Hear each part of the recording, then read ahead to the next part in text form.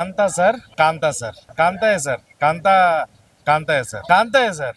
ఏమో నాకు క్లారిటీ లేదు. అంటే అమ్మాయి పేరే, వాళ్ళ అమ్మగారి సినిమా శాంత అన్నాడు, తర్వాత కాంత అన్నారు. ఓకే ఏదో జరుగుతుంది వెళ్తుందని చూసాను. ఏవో ఫ్లాష్ కట్ లో చిన్న స్క్రీన్ అయిపోయింది, మధ్యలో బ్యాక్గ్రౌండ్ బ్లాక్ అండ్ వైట్ లో వచ్చాయి.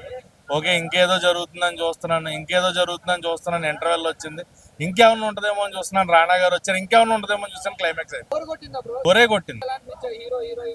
స్టూడియో సెటప్ లో సినిమా తీయడం అనేది చాలా బాగుంది. అంటే ఒక సెటప్ లో అలాంటి తీయడం అనేది చాలా గ్రేట్. క్యారెక్టర్స్ ని ఎక్కువ యూటిలైజ్ చేయలేదు, ఉన్న క్యారెక్టర్స్ చాలా పర్ఫెక్ట్.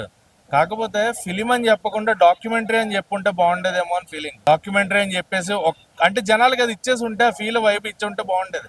అంటే మనం ఎలా ఎక్స్పెక్ట్ చేసామంటే రానా దుల్కర్ గారిని, ఎందుకంటే ప్రీవియస్ మహానటి చూస్తున్నాం ఆయన్ని, అండ్ 2-3 రెట్రో సినిమాస్ ఆయన నుంచి ఎక్స్పెక్ట్ చూసాం.